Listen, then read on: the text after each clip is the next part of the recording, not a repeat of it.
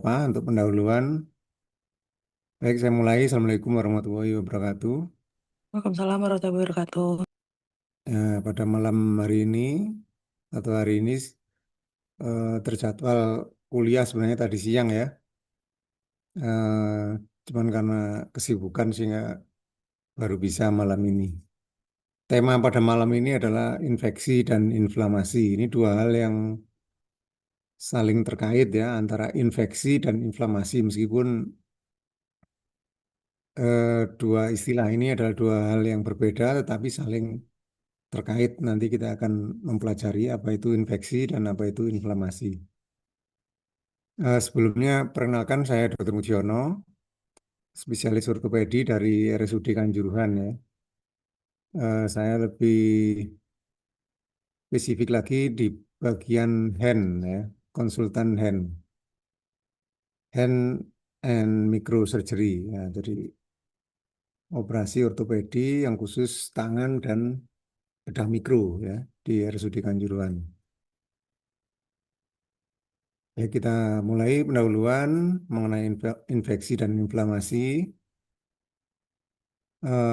Kita bahas lebih dahulu mengenai inflamasi. Inflamasi adalah merupakan reaksi jaringan ya, yang disebabkan oleh bahan iritan. Nah, ini definisi umum inflamasi.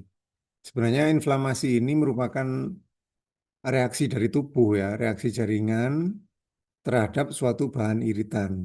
Nah, jadi ada beberapa bahan iritan yang bisa menyebabkan inflamasi. Yang pertama adalah bahan atau agen biologis ya, berupa makhluk hidup. Yang kedua adalah agen kimia, berupa bahan kimia. Dan yang ketiga adalah merupakan bahan atau agen fisik ya, trauma dan lain-lain itu termasuk dalam agen fisik ya. Yang kalau kita membahas infeksi nanti kita akan fokus di agen yang pertama yaitu agen biologis. Nah, bagaimana gambaran secara umum inflamasi ya? Ini mungkin adik-adik semua sudah memahami ya, sudah seringkali kuliah mengenai inflamasi, tanda-tanda inflamasi yang terjadi pada bagian tubuh. Terutama ini kita membahas mengenai infeksi dan inflamasi pada sistem muskuloskeletal ya. Yang pertama gambarannya sama ya dengan yang lain. Adanya kemerahan ya. Kemerahan ini rubor. Terus yang kedua adalah panas atau hangat ya. Kalau dipegang terasa panas. Itu kalor ya. Terus yang ketiga adalah dolor atau nyeri. Bisa karena dipegang atau tidak dipegang, pasien merasakan nyeri ya. Kalau dipegang nyeri namanya adalah nyeri tekan atau tenderness ya. Itu nanti ada eh, dari hasil pemeriksaan fisik nanti kita akan lebih Oh, familiar dengan istilah tenderness ya. iya. Yang keempat adalah adanya tumor atau pembengkakan ya, swelling. Bahasa Inggrisnya swelling atau pembengkakan. Yang kelima adalah gangguan fungsi dari bagian ekstremitas yang kita lakukan pemeriksaan atau yang terkena inflamasi tersebut. Ya, jadi lima gejala ini harus selalu diingat ya bahwa nanti pada saat pemeriksaan fisik kalau didapatkan lima gambaran ini maka kita akan curiga adanya inflamasi pada sistem muskuloskeletal ya. Ini mungkin sudah familiar ya adik-adik semua dengan istilah ini ya. Oke, yang inflamasi itu secara umum ya, secara umum kita masuk ke infeksi.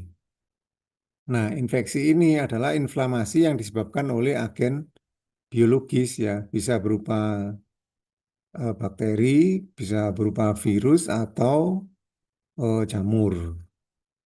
Nah, sekarang kita akan membahas mengenai infeksi tulang ya. Jadi sistem muskuloskeletal itu secara umum dibagi dua, yaitu sistem tulang dan sistem soft tissue ya. Jadi nanti dalam pembahasan-pembahasan sistem muskuloskeletal itu kita ingat ada tulang dan ada soft tissue ya. Nah, apa itu infeksi tulang? Secara umum kita istilahkan dengan osteomielitis ya. Nanti ada beberapa macam osteomielitis ya. Pembagiannya berdasarkan waktunya, berdasarkan penyebabnya ya. Secara umum kita sebut dengan osteomielitis. Osteo itu adalah tulang ya, tulang kerasnya. Miel itu berasal dari mielum ya, apa, sumsumnya. Itis itu adalah inflamasi ya, inflamasi atau lebih tepatnya ini infeksi yang terjadi pada tulang. Lebih tepatnya pada infeksi pada tulang dan medula tulang ya. Baik terjadi oleh karena infeksi piogenik maupun non-piogenik. Yang dimaksud piogenik itu adalah bakteri yang menghasilkan pes ya atau nanah. Kalau yang non-piogenik itu adalah infeksi yang disebabkan oleh kuman yang tidak menghasilkan nanah atau tidak menghasilkan pes ya. Ini eh, dibagi secara dua garis besar yaitu infeksi piogenik dan non-piogenik. Nah, apa permasalahan mengenai infeksi tulang ini di Indonesia ya? Kita tahu Indonesia negara yang saat ini ya, kalau menurut saya sih negara yang miskin ya. Kalau dulu mungkin negara berkembang, sekarang menjadi negara miskin. Nah, apa permasalahannya di negara Indonesia? Yang pertama adalah tingkat higienis yang rendah ya, dan pengertian mengenai pengobatan yang kurang di desa-desa ya, bahkan di mana di RSUD Kanjuruhan. Kalau RSUD Kanjuruhan kan termasuk ibu kota kabupaten ya, itu masih banyak masyarakat yang kurang pengertiannya ya mengenai higienis dan pengobatan ya. Masih banyak masyarakat yang berobat ke alternatif ya, ke sangkal putung dan lain-lain ya. Bahkan yang sudah terjadi infeksi pun masih berobat ke alternatif. Nah, itulah tingkat kesadaran masyarakat kita yang masih rendah, yaitu permasalahan yang pertama. Permasalahan yang kedua adalah diagnosis sering terlambat ya, sehingga menjadi kronis. Kenapa bisa terlambat? Mungkin karena yang pertama dari kesadaran masyarakat sendiri ya, berobatnya sudah terlambat. Yang kedua karena prosedur diagnosis yang masih belum memadai ya di tempat kita ya, dibandingkan dengan di negara yang maju ya. Pasien dengan cepat kalau ada keluhan dengan cepat berobat ke rumah sakit dan dengan didukung oleh apa fasilitas-fasilitas yang memadai sehingga diagnosis segera ditegakkan sehingga jarang yang menjadi kronis ya. Ini yang nomor tiga itu juga ya termasuk ya fasilitas diagnosis yang kurang. Kita ini sebenarnya diagnosisnya kurang ya kalau dibandingkan dengan di negara-negara yang lain ya, bahkan dibandingkan dengan negara tetangga ya, kita Malaysia itu kita kalah ya. Masih banyak masyarakat kita yang kaya-kaya masih berobat ke Malaysia ya, ke Singapura. Karena memang fasilitas di negara kita masih kurang ya. Dengan angka TBC yang tinggi ya. Kenapa kita bahas TBC ya? Karena TBC ini merupakan salah satu bakteri yang eh, banyak menyebabkan infeksi pada tulang ya. Kalau TBC ini merupakan salah satu contoh infeksi yang non piogenik nanti ya kita bahas. Nah, angka TBC ini di Indonesia masih tinggi ya, masih banyak ditemukan di poliortopedi, di RSUD Kanjuruhan itu masih tinggi ya, infeksi pada tulang belakang, ya pada sendi ini termasuk masih tinggi. Nah, ini perlu diingat-ingat nanti kalau adik-adik bekerja, terutama kalau di fasilitas kesehatan yang terdepan ya di Vaskes 1, di Puskesmas, atau di klinik-klinik yang di pinggiran. Nah, ini penegakan diagnosis ini harus bagus ya, harus bagus. Permasalahan yang selanjutnya adalah perlu pengobatan yang lama dan dengan biaya yang tinggi. Ya, ini yang menjadi permasalahan adalah tingkat ekonomi masyarakat kita yang juga termasuk masih sangat rendah ya. Nah, yang keenam ini banyak penderita patah tulang terbuka ini terlambat datang. Kenapa? Karena alternatif ya sangkal putung ini masih banyak ya. Di Malang Selatan ini masih banyak. Di daerah-daerah lain yang di pedesaan saya kira juga masih banyak ya sangkal putung ya.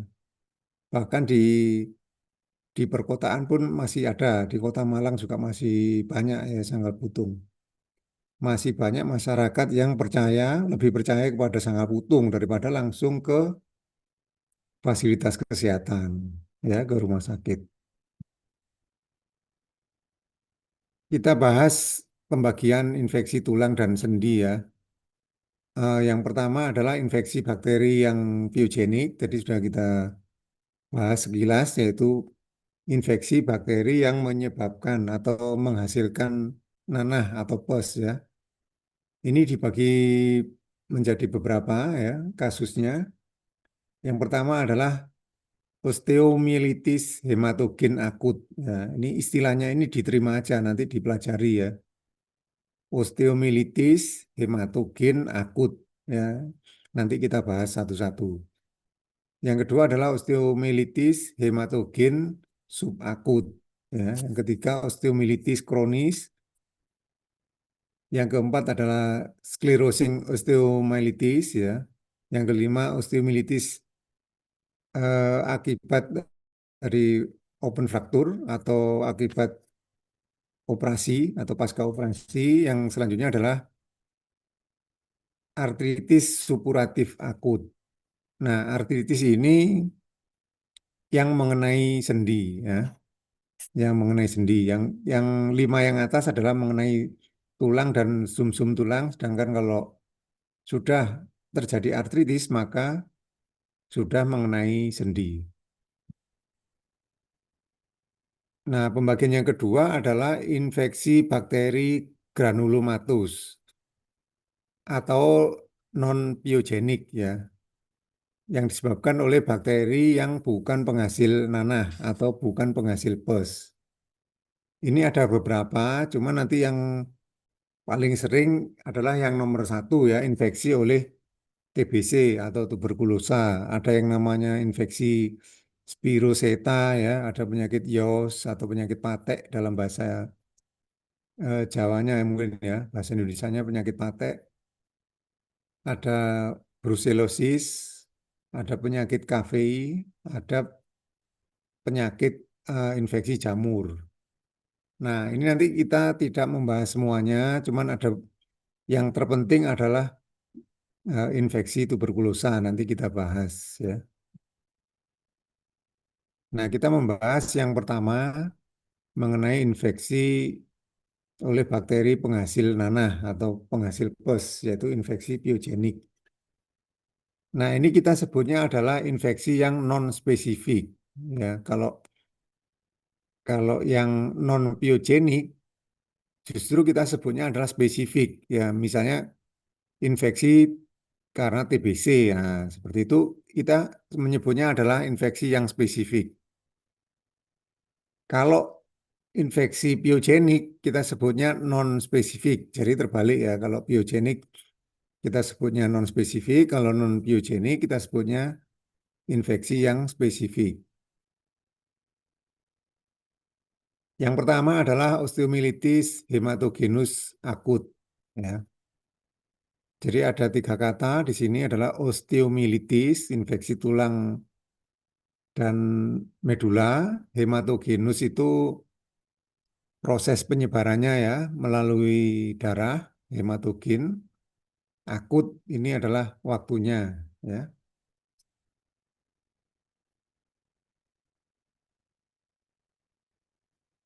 Nah, apa pengertian dari osteomilitis hematogen akut?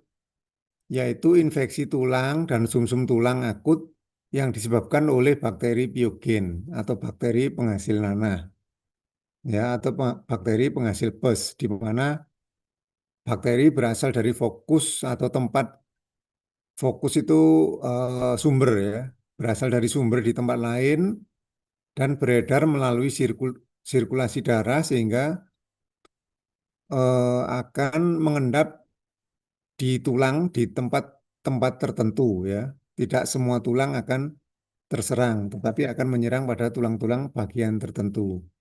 Dia akan mengendap di sana dan berkembang biak sehingga menyebabkan infeksi di tulang tersebut ya.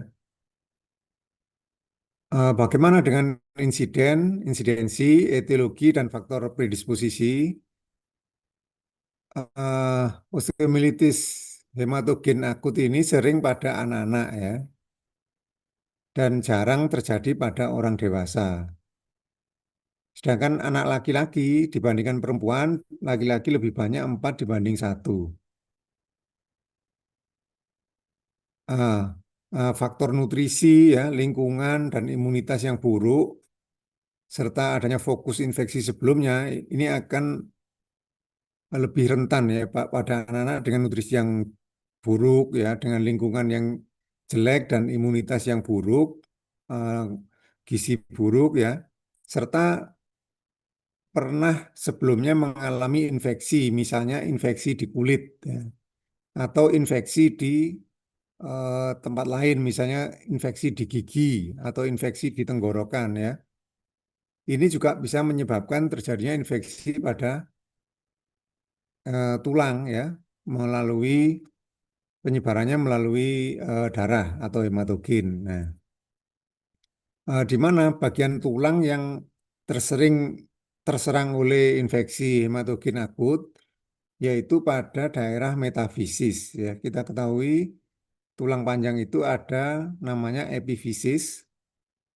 Epifisis itu bagian ujung dari tulang, kemudian metafisis yaitu peralihan dari epifisis ke diafisis, dan yang tengah adalah bagian diafisis yang paling kuat yang sudah keras adalah di diafisis. Nah, kenapa lokasi tersering adalah di metafisis? Nanti kita akan bahas. Ada beberapa teori yang yang menjelaskan kenapa metafisis merupakan lokasi yang terserang oleh infeksi. Ya. Nah, kuman penyebabnya yang paling sering adalah Staphylococcus aureus. Ini menyumbang 90% dari seluruh osteomilitis hematogenus akut. Ya. Yang kedua adalah Hemophilus influenza, di mana pada anak-anak di bawah 4 tahun ini kebanyakan disebabkan oleh Hemophilus influenza. Nah, bagaimana penyebaran osteomilitis hematogen akut ini? Ini secara umum dibagi menjadi dua cara, yaitu penyebaran secara umum dan penyebaran lokal. Ya. Kalau penyebaran umum, dia mengikuti sirkulasi darah dan didahului dengan bakteriemi, yaitu adanya kumpulan bakteri yang ikut peredaran darah sehingga akan mengendap atau apa namanya berdiam di suatu tempat tertentu di tulang. Nah, bakteriemi ini akan menyebabkan adanya embolus infeksi, ya.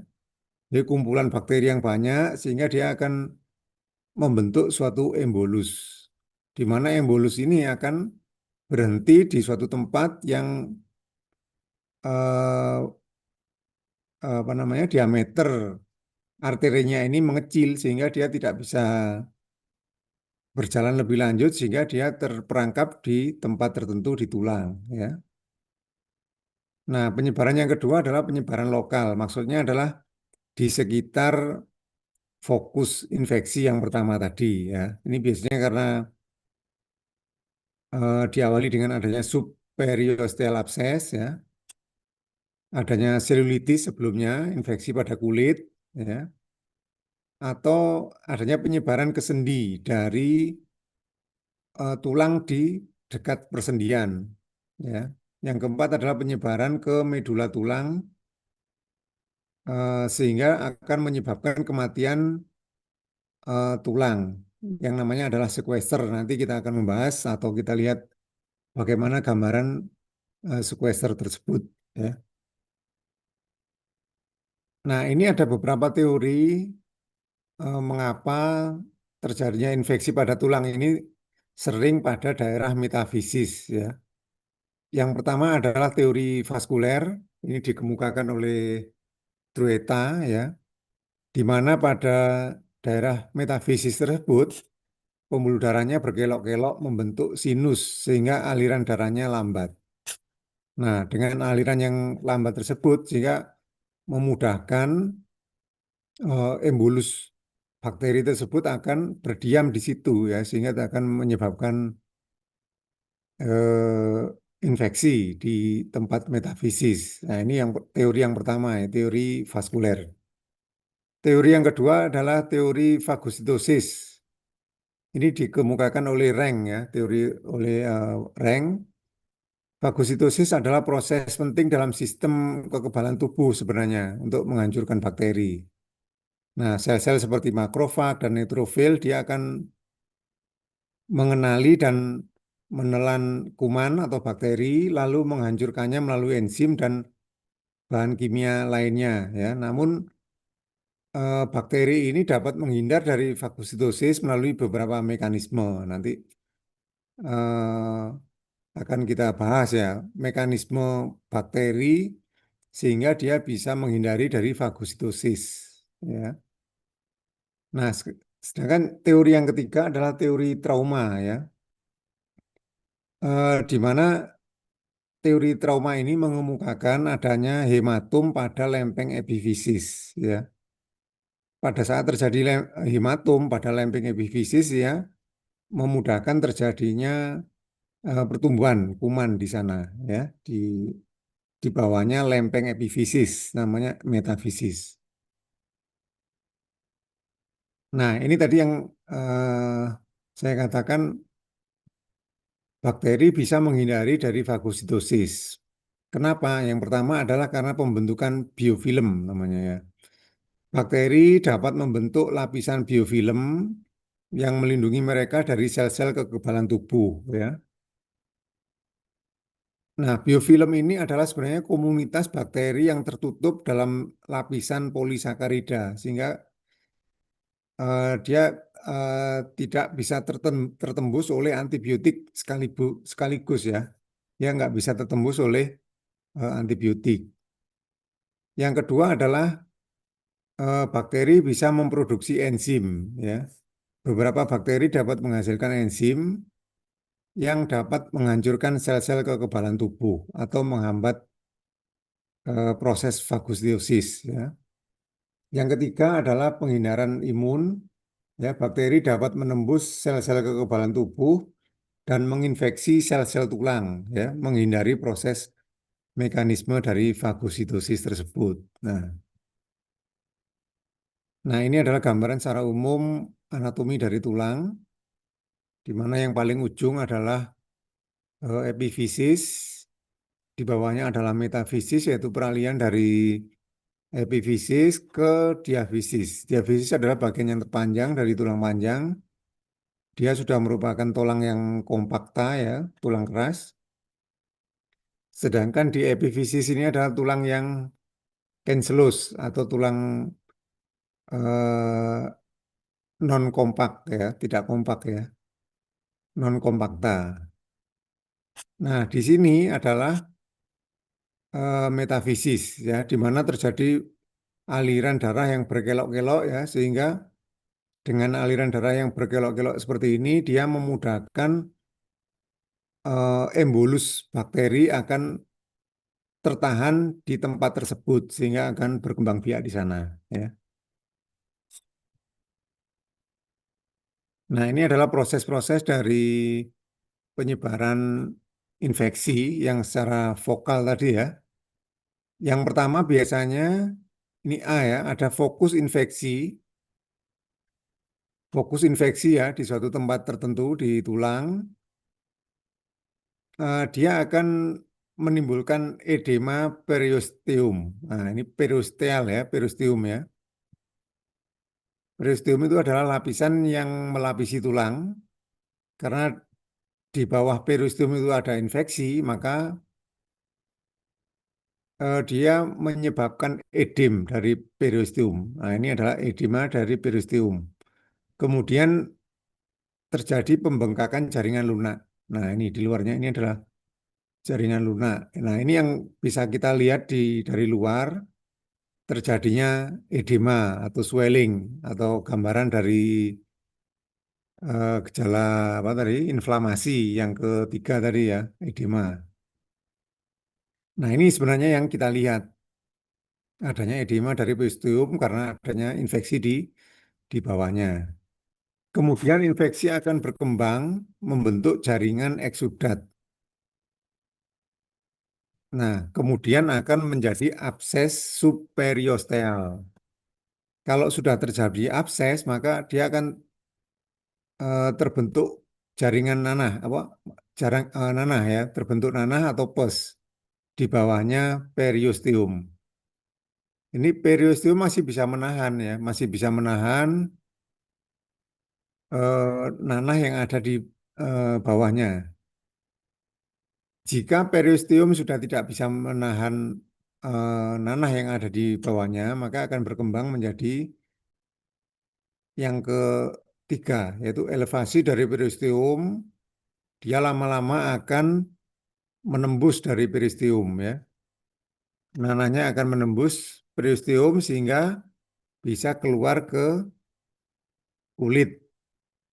Sebelumnya ke jaringan lunak, kemudian menembus kulit. Nah, kalau sudah menembus kulit, dia akan mengeluarkan cairan pus keluar yang namanya ini fistel ya. Ada lubang di kulit ini namanya fistel.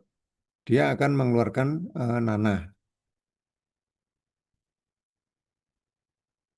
Nah, bagaimana gambaran klinis dari osteomilitis hematogen akut? Nah, perkembangannya secara progresif ya. Dikatakan akut jika kurang dari 2 minggu. Nah, kalau dari awal terjadinya infeksi sampai terjadinya osteomilitis kurang dari 2 minggu, maka dikatakan osteomilitis akut ya, berkembang secara progresif. Nah, pada keadaan ini bisa terjadi infeksi kulit dan saluran nafas atas. Ini biasanya fokus utamanya atau fokus pertamanya ya, terjadi infeksi pada kulit dan saluran nafas. Bisa terjadi nyeri tekan pada darah infeksi ya, tenderness, gangguan gangguan fungsi anggota gerak ya, fungsioleasa dan gejala-gejala umum akibat bakteriemi berupa panas ya, demam, malaise, lemah ya, nafsu makan anak berkurang. Ini adalah gambaran klinis dari akut hematogenus osteomilitis. Nah, bagaimana pemeriksaan radiologisnya? Eh, yang pertama adalah perlu pemeriksaan foto polos atau X-ray ya. Pada 10 hari pertama infeksi tidak ditemukan kelainan yang berarti. Mungkin hanya berupa pembengkakan dari jaringan lunak ya, seperti ini. Kalau seperti ini masih bisa terlihat di radiologi ya. Di X-ray polos ini sudah kelihatan adanya edema dari jaringan lunak ini sudah kelihatan di foto polos. Nah, kemudian disertai dengan destruksi tulang ya terjadi setelah 2 minggu. Ini berupa refaksi ya. Refaksi itu pelunakan ya, pelunakan tulang secara difus di daerah metafisis dan pembentukan tulang baru di bawah periosteum yang terangkat. Namanya adalah periosteal reaction ya. Jadi kalau ada proses seperti ini, periosteumnya terangkat, maka tubuh akan membentuk lapisan yang keras. Namanya periosteal reaction. Ini akan kelihatan di foto rongsen ya nanti. Periosteal reaction. Jadi seperti periosteum yang menebal.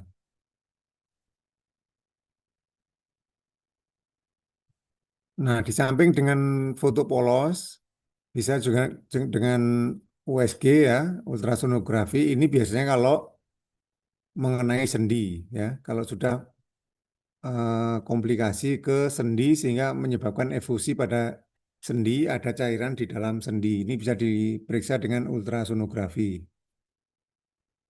Yang lebih bagus lagi adalah dengan bone scan. Ya, ini lebih spesifik, lebih sensitif untuk mendeteksi adanya infeksi pada tulang. Ya.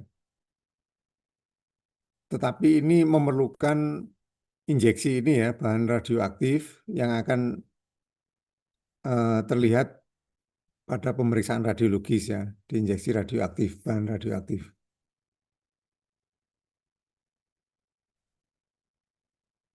Pemeriksaan penunjangnya yang lain adalah pemeriksaan laboratorium. Ya. Yang pertama adalah pemeriksaan darah ya, diperiksa leukosit, jumlah leukosit ya, leukositosis biasanya ya, leukositosis dan LED meningkat. LED itu adalah laju endap darah. Jadi leukosit meningkat dan LED meningkat.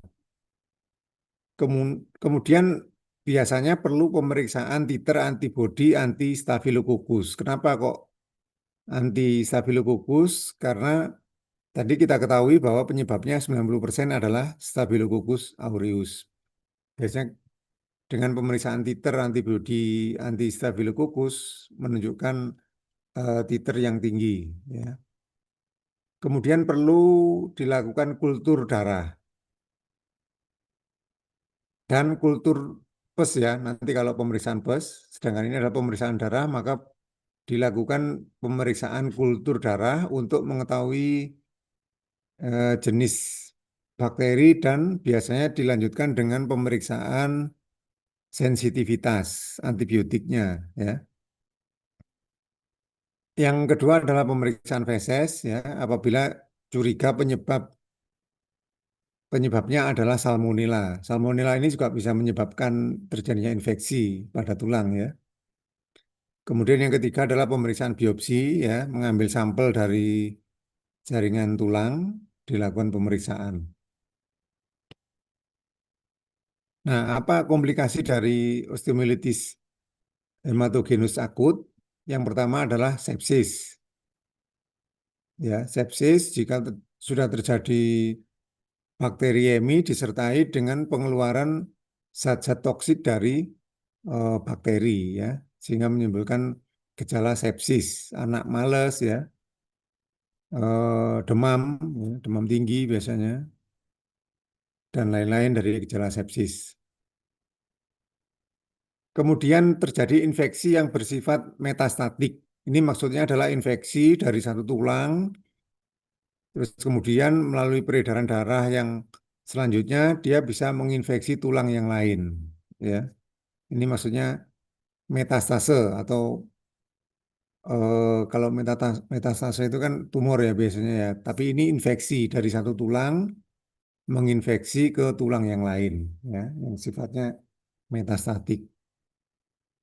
Kemudian bisa terjadi infeksi komplikasi ke sendi, namanya artritis ya, septic artritis atau artritis supuratif.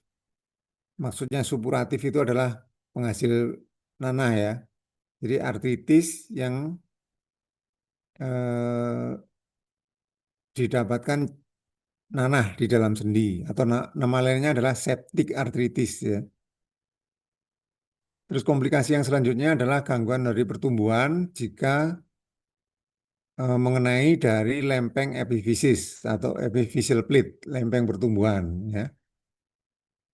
Terus otomatis kalau tidak teratasi dia akan menjadi osteomyelitis yang kronis.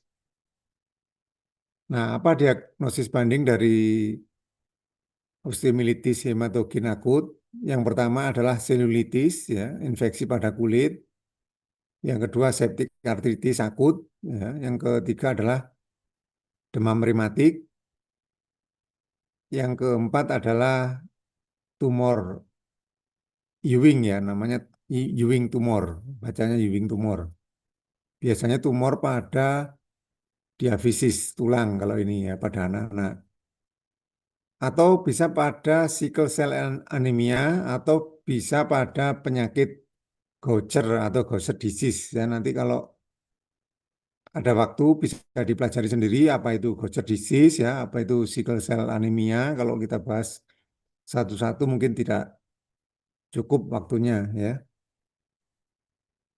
Nah, bagaimana pengobatan dari osteomilitis hematogen akut? Yang pertama adalah istirahat dan analgesik ya. Anaknya diistirahatkan dan ekstremitasnya juga diistirahatkan.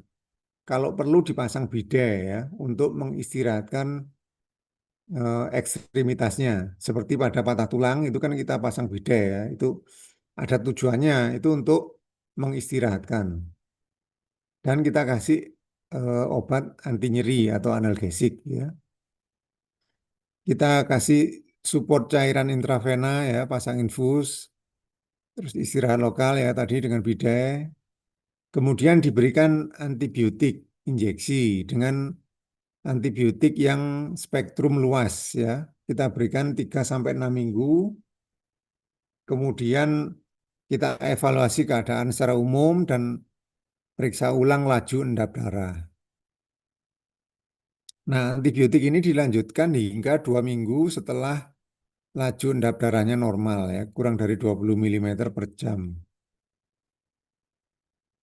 Nah, kalau eh, tidak bisa diobati dengan konservatif, maka jalan yang terakhir adalah dilakukan dengan pembedahan atau drainase bedah ya. Dilakukan debridement seperti ini. Nah, kalau dia infeksinya berada di dalam, maka perlu dilakukan drainase itu untuk mengeluarkan ya, sekaligus untuk irigasi ya, irigasi untuk membersihkan pes atau nanah yang ada di dalam. Nah, seperti ini dia dimasukkan alat. Ini adalah selang drainase ya. Satunya untuk mengalirkan cairan masuk ya, cairan steril. Satunya adalah untuk menghisap. Jadi seperti dicuci terus-menerus ya. Luka di dalam ini dicuci terus-menerus sehingga makin lama pesnya akan habis dan kumannya akan eh, hilang ya. Di samping dengan dibantu dengan antibiotik ya. Ini jika pemberian antibiotik tidak bisa mengatasi, maka dilakukan tindakan drainase bedah ya, seperti ini. Nah, prinsipnya seperti ini. Kalau selangnya ini kan ada 2 selang ya. Yang luarnya ini berfungsi untuk suction atau menghisap. Ini ada lubang-lubangnya. Yang di dalam yang dimasukkan ini adalah untuk memasukkan cairan, cairan steril biasanya dengan normal salin, ya, dipompa ke dalam, terus apa, disedot keluar. Jadi begitu seterusnya sehingga makin lama akan makin bersih cairan di dalamnya. Nah, yang kedua adalah osteomilitis hematogen subakut ya. Insiden hampir sama dengan yang tadi ya. Laki-laki lebih banyak daripada perempuan 4:1 dan juga lebih sering pada anak-anak ya. Tetapi gejalanya lebih ringan ya. Gejalanya lebih ringan ya, tidak sampai yang panas yang berlebihan, tidak sampai menimbulkan malaise tadi ya, lemah. Biasanya juga disebabkan oleh Staphylococcus aureus ya, umumnya berlokasi di bagian distal dari femur. Distal itu adalah bawah ya, dan proksimal dari tibia. Nah, berarti ini lokasinya adalah di sekitar sendi lutut ya, distal dari femur dan proksimal dari tibia. Nah, bagaimana patologi dan gambaran klinis dari osteomilitis yang subakut? Didapatkan kavitas atau rongga dengan batas yang tegas pada tulang cancellous ya. Cancellous ini yang bagian epifisis dan metafisis ya, dan mengandung cairan yang seropurulen ya, dilingkari oleh sel-sel inflamasi akut dan kronis.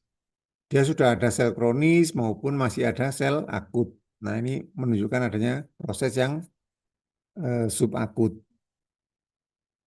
Ini tadi ya, biasanya pada anak-anak dan remaja ya. terdapat atrofi otot karena ekstremitas tidak digunakan untuk aktivitas sebagaimana mestinya, sehingga ototnya menjadi atrofi atau mengecil ya. Nyeri lokal ya pada tempat yang infeksi ya, bengkak, dan penderita menjadi pincang karena nyeri ya. Kemudian terdapat nyeri pada daerah sendi di sekitar ya selama beberapa minggu atau mungkin sampai beberapa bulan ya, biasanya sampai 3 bulan. Nah, suhu pasien biasanya normal ya karena subakut dia sudah mulai mereda ya, fase akutnya suhunya sudah turun ya, tetapi infeksinya masih ada. Infeksinya masih ada ya. Nah, dari pemeriksaan laboratorium biasanya leukosit sudah menunjukkan angka yang normal ya, sedangkan LED masih tinggi ya. Ini ciri khasnya dari subakut. Ya, leukositnya sudah normal ya, sedangkan laju endap darah masih tinggi ya. Foto rongsen ditemukan adanya kavitas. Kavitas itu rongga berdiameter 1 sampai 2 cm. Kalau di rongsen ya berwarna hitam ya. Kalau tulang kan normalnya putih.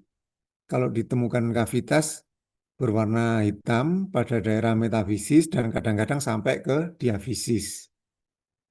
Nah, perlu dilakukan biopsi kalau sudah seperti ini untuk melakukan pemeriksaan. Biopsi dimasukkan apa namanya dengan menggunakan bisa menggunakan jarum atau dengan operasi untuk biopsi ya. Dan pengobatannya dengan pemberian antibiotik selama 6 minggu.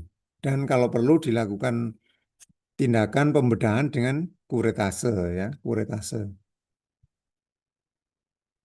Nah, seperti ini gambaran radiologis dari adanya kavitas ya tadi dengan diameter 1 sampai 2 cm.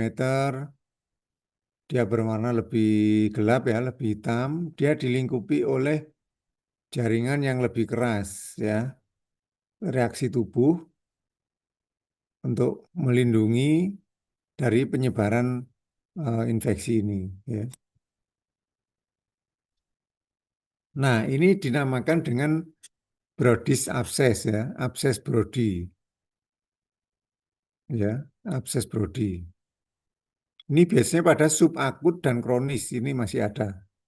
Cuman kalau kronis nanti ada disertai dengan gambaran yang lain ya. Kalau adanya Brodis abscess ini menunjukkan sudah mulai terjadi subakut sampai kronis. Kalau akut belum ada abscess Brodis.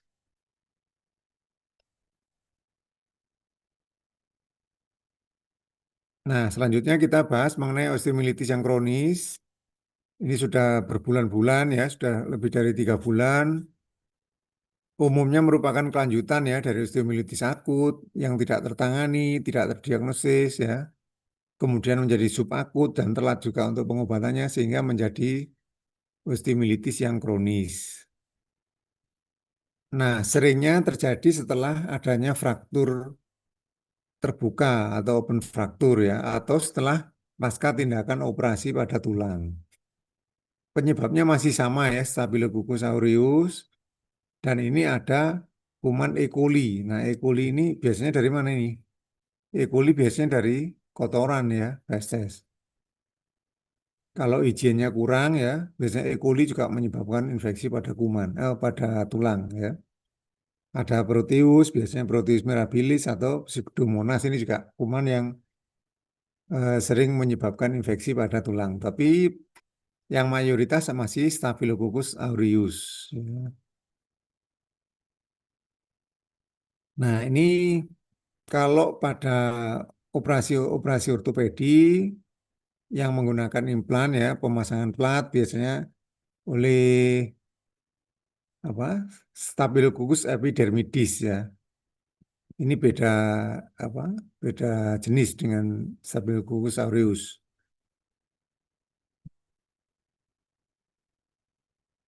Nah, bagaimana patologi dan patogenesis dari osteomilitis yang kronis? Nah, ini terjadi sequester. Sequester yang menghambat penyembuhan spontan. Nah, sequester ini diliputi oleh involucrum. Ya, nanti kita lihat apa itu sequester, apa itu involucrum. dan adanya kloaka pada tulang, yaitu lubang pada tulang tempat keluarnya nanah. Kalau di tulang namanya kloaka, kalau di kulit namanya tadi apa? Fistel ya. Nah, ini sinus atau fistel pada kulit.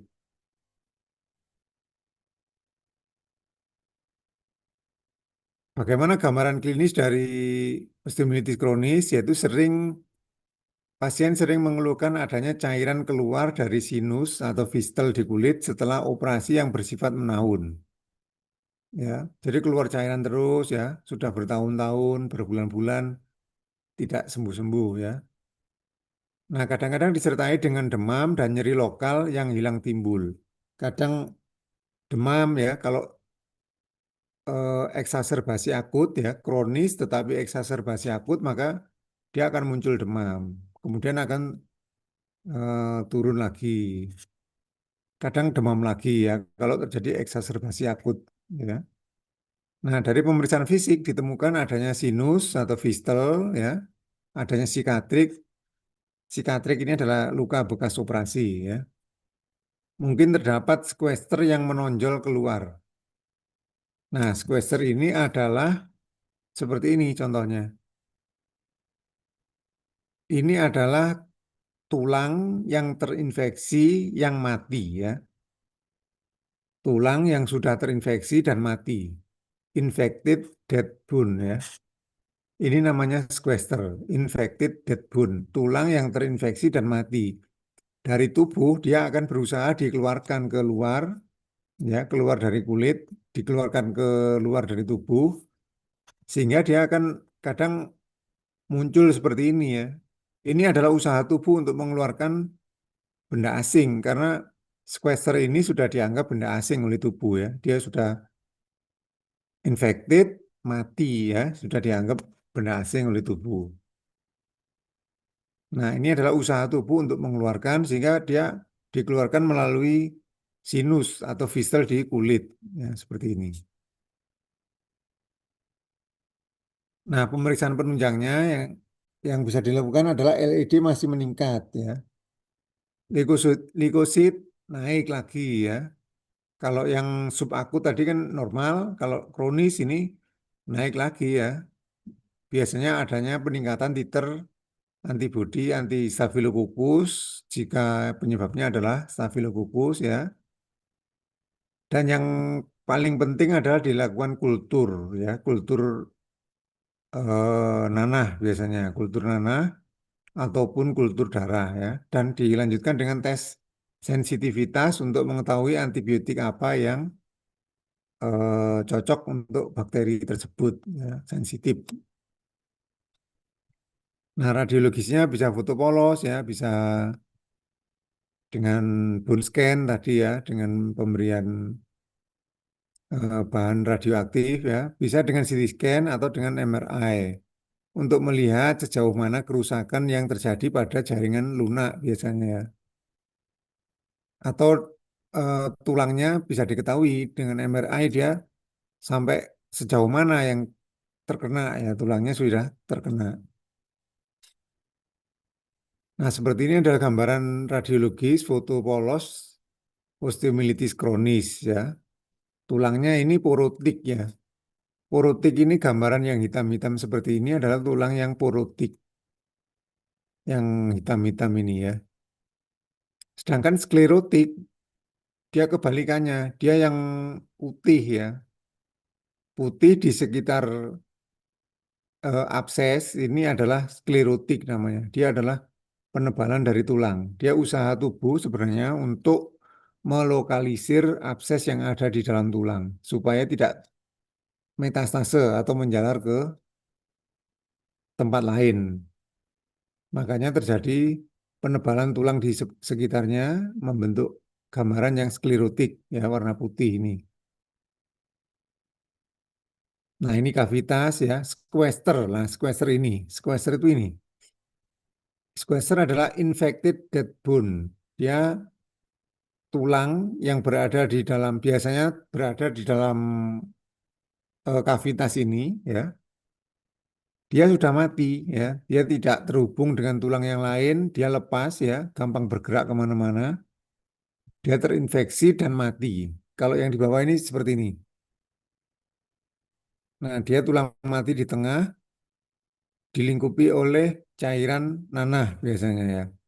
Dia sudah mati, dia tidak mendapatkan aliran nutrisi ya, tetapi antibiotik pun tidak bisa masuk ke sana ya.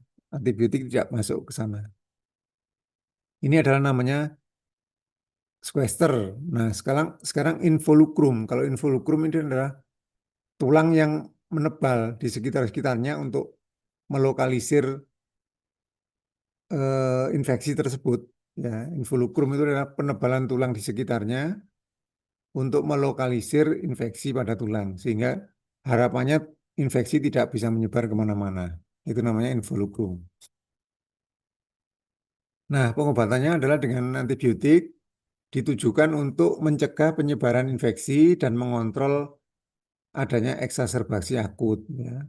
Tadi ada fase-fase demam, itu adalah fase-fase eksaserbasi akut. Ya. Ini perlu pengobatan antibiotik. Seringkali jika sudah terjadi osteomielitis kronis memerlukan tindakan operatif ya, dan dilakukan bila fase eksaserbasi akut telah mereda ya. Bertujuan untuk mengeluarkan jaringan nekrosis sampai jaringan yang sehat di sekitarnya ya. Tadi kalau seperti ini, kalau tidak dilakukan tindakan pembedahan, dia tidak bisa keluar. Nah, pembedahan dia eh, justru membuka dari tulang untuk membersihkan bagian yang di dalam ya. Baik dengan melakukan kuretase atau dengan cara yang lain dibuka tulangnya ya. Kalau kuretase biasanya dilubangin sedikit ya, dilubangin sedikit, dimasukkan alat kuret untuk membersihkan yang di dalam. Tetapi jika squeezernya besar, maka perlu membuka tulang lebih besar supaya squeezernya ini bisa dikeluarkan.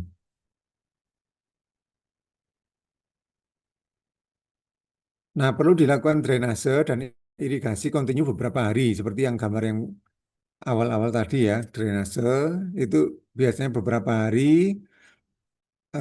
Biasanya juga untuk drainase ini, untuk cairan yang dilakukan untuk mencuci tadi diberikan antibiotik ya, untuk mencuci di bagian dalamnya.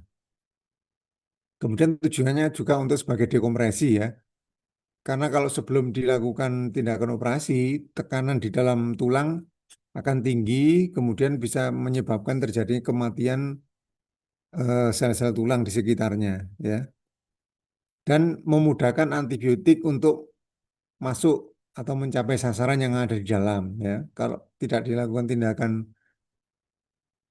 operatif membuka tadi, maka antibiotik tidak bisa masuk ke dalam. Oke.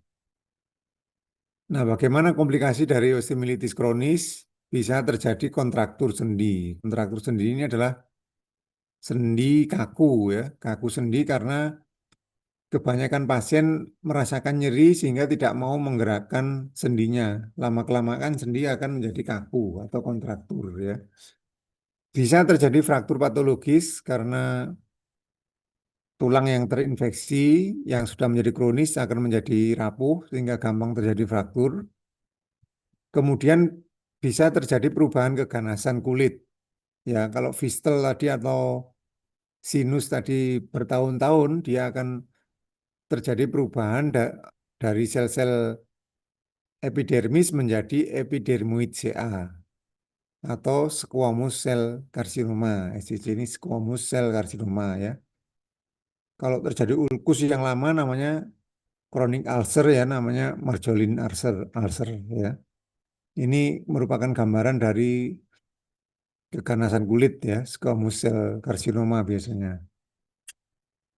Dan juga bisa terjadi gangguan pertumbuhan ya, kalau mengenai dekat dengan lempeng pertumbuhan atau lempeng epifisis, epiphyseal plate.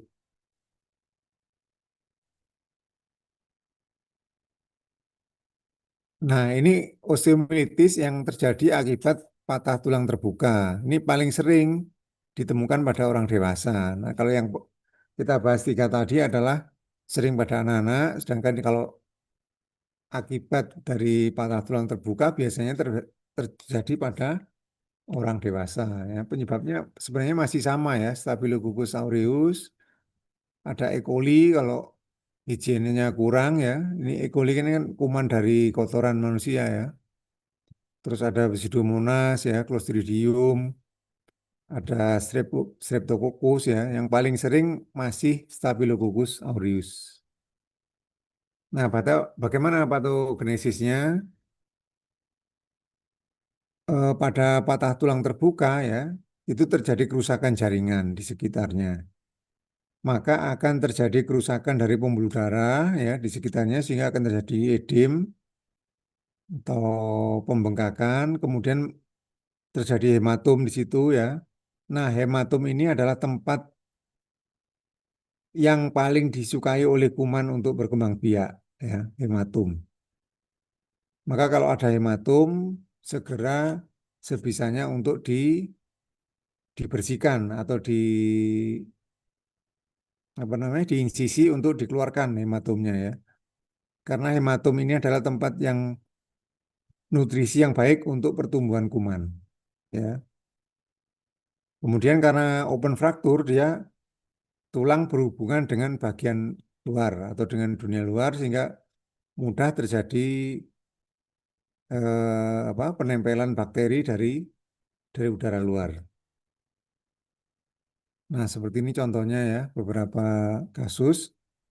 Kalau ini open fracture sudah dilakukan tindakan internal fixation dengan plate and screw, tetapi terjadi komplikasi infeksi. Nah, seperti ini ada apa tadi kavitas ya, ini kavitas, ada involucrum, ya, ini tulang yang keras menebal namanya involucrum. Gambarnya hampir sama dengan yang hematogenus.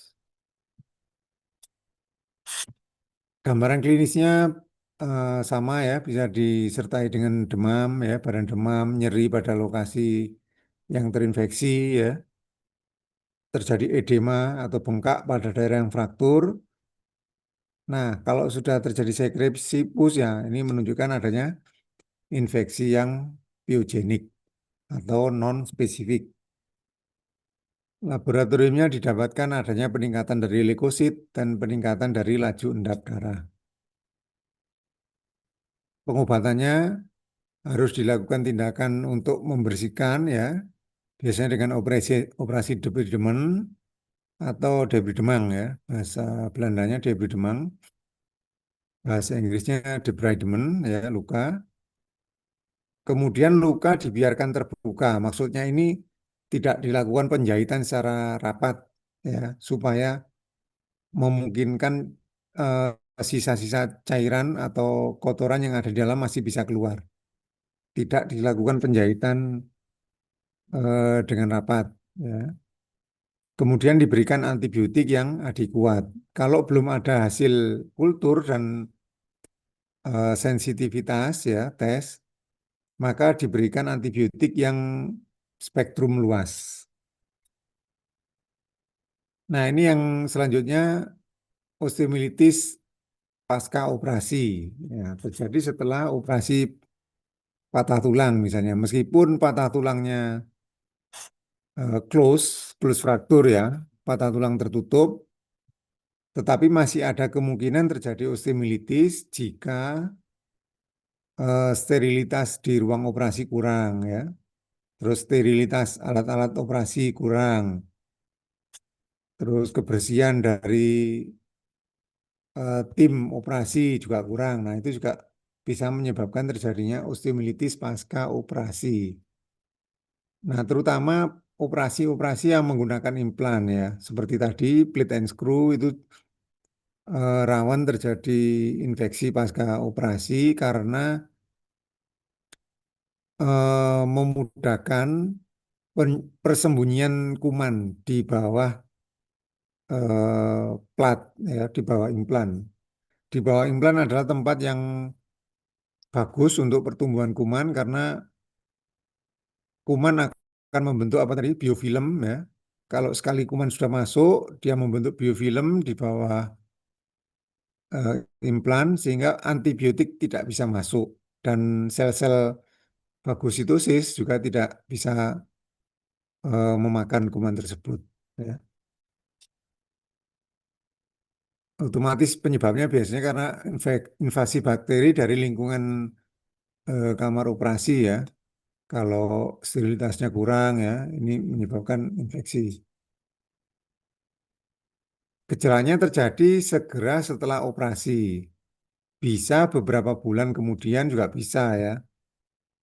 Dari mulai beberapa hari pasca operasi sampai beberapa bulan. Karena tergantung dari kondisi imunitas pasien ya. Ada yang kalau imunitasnya turun, dia beberapa hari sudah terjadi eh, pertumbuhan kuman yang pesat sehingga terjadi infeksi pasca operasinya cepat.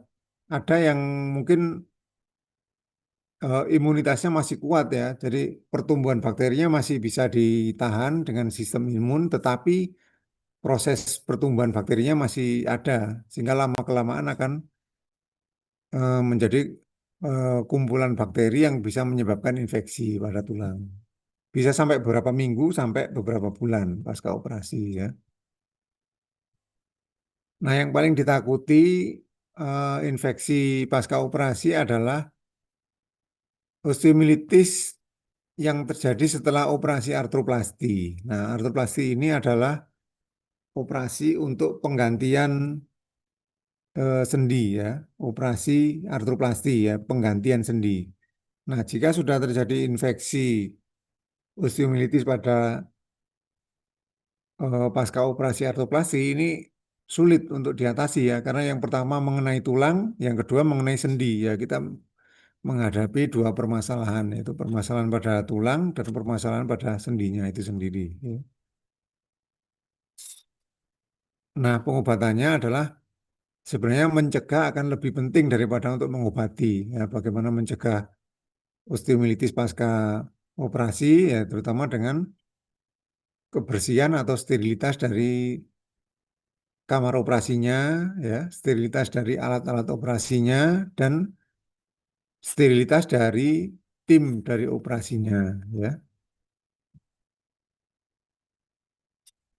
Nah, ini seperti yang tadi saya sampaikan, ini artroplasti ya, mengganti sendi dari hip joint atau sendi panggul ya.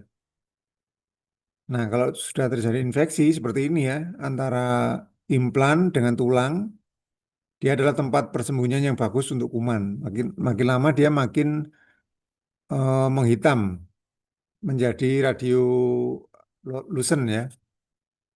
Tulangnya menjadi menghitam, lebih radiolucent. Nah, disitulah sudah terjadi infeksi. Makin lama dia akan melebar sehingga implan ini akan goyang. Kalau sudah goyang, dia akan gampang lepas sehingga pasien merasakan nyeri ya.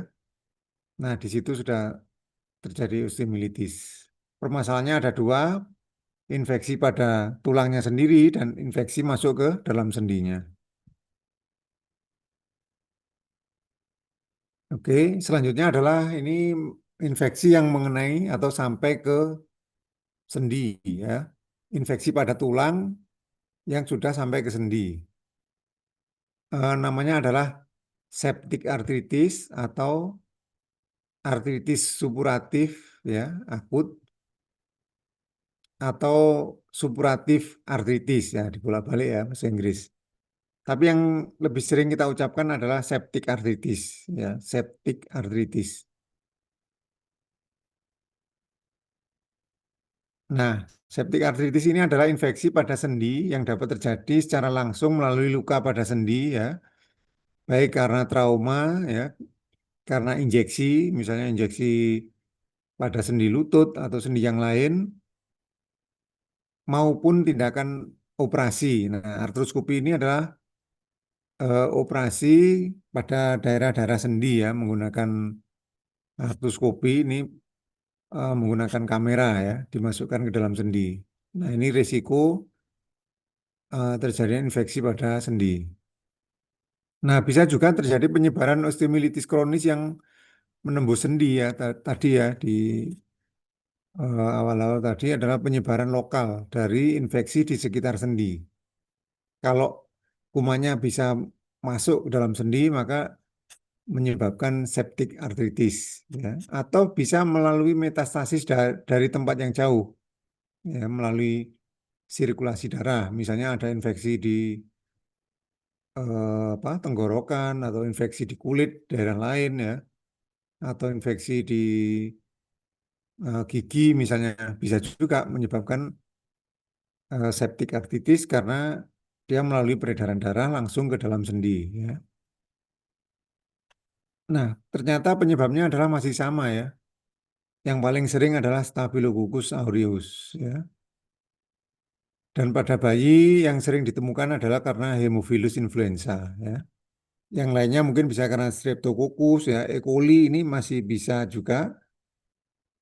Padahal E. coli ini sebenarnya kuman-kuman yang ada di kotoran, ya. Kalau higiennya kurang, dia menyebabkan infeksi pada sendi juga, ya. Bisa Proteus, ya, dan lain-lain. Nah, bagaimana patologinya? Gambaran patologinya terjadi inflamasi akut pada jaringan sinovial. Jaringan sinovial ini adalah jaringan di dalam sendi yang menghasilkan cairan apa? Sinovium, ya, cairan sendi. Ya, di situ sudah terjadi inflamasi namanya sinovitis, ya. Kemudian efusi pus, ya, pus atau nanah ke dalam sendi. Nah, ini ciri khasnya septic arthritis, ya. Septic arthritis berarti arthritis supuratif di mana sudah terbentuk pus atau nanah di dalam sendi. Sehingga tulang rawan akan terjadi erosi. Kita tahu bahwa persendian itu yang paling ujung dari tulang itu ada tulang rawannya.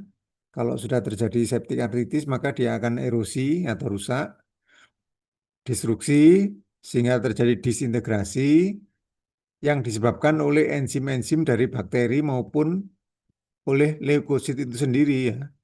Jadi yang merusak tulang rawan sendi itu adalah bakteri maupun leukosit, ya. Maka akan timbul jaringan granulasi atau panus yang menutupi tulang rawan sendi yang sehingga akan makin lama akan makin menghambat nutrisi ke dalam tulang rawan, ya. Jadi merupakan lingkaran setan, ya. Kalau sudah terjadi erosi, destruksi, maka akan muncul panus atau jaringan granulasi sehingga menutupi tulang rawan sendi yang akan menghambat nutrisi, ya. Kita tahu nutrisi dari tulang rawan sendiri, sendi itu berasal dari cairan apa? Cairan sinovium, ya, cairan sendi. Dia nutrisinya merupakan imbibisi dari cairan sinovium ke dalam tulang rawan, ya. Jadi nutrisi dari tulang rawan itu bukan berasal dari aliran darah, tetapi dari cairan sinovium. Kalau apa namanya tulang rawannya sudah tertutupi oleh jaringan granulasi, maka tulang rawan tersebut tidak akan mendapatkan nutrisi dari cairan sinovium. Nah, seperti ini prosesnya, ya. Pada tahap awal terjadi sinovitis. Sinovitis itu sinovium, ya. Sinovium itu ada jaringan di sekitar-sekitar di dalam sendi, tapi di sekitarnya, ya, biasanya. Eh, Kalau sudah terjadi sinovitis, maka akan mengeluarkan cairan, ya. Cairan yang berlebihan ke dalam sendi, namanya efusi, ya. Efusi sendi. Selanjutnya akan berlanjut ke terjadi kerusakan ini tulang rawan sendi, ya. Ini tadi erosi dari tulang rawan sendi, terjadi destruksi, disintegrasi, ya, dan rusak. Kalau sudah seperti ini sudah rusak, ya. Ini tulang rawannya sudah hampir habis, hampir hilang, ya. Kalau ini masih ada tapi rusak, kalau ini sudah hampir habis, sehingga lama-kelamaan akan seperti ini, ya, tulang menyatu dengan tulang. Kalau sudah seperti ini, biasanya tidak nyeri lagi karena tulangnya sudah gandeng, namanya ankylosing, ya. sudah gandeng tulang atas dengan tulang bawah. Tidak nyeri tetapi ya tidak ada pergerakan ya. Sudah kaku tulang apa sendinya kalau sudah seperti ini ya. Nah, bagaimana gambaran klinisnya? Meskipun sorry, meskipun jarang pada bayi ya, kalau kronis ya pada anak-anak lebih seringnya adalah pada dewasa. Kalau pada anak-anak biasanya yang menonjol adalah gambaran sepsisnya ya, sepsis. Bayi rewel ya, tidak mau menetek, ya, panas tinggi. Seperti akut ya. Pada anak-anak juga gitu ya, nyeri sendi besar.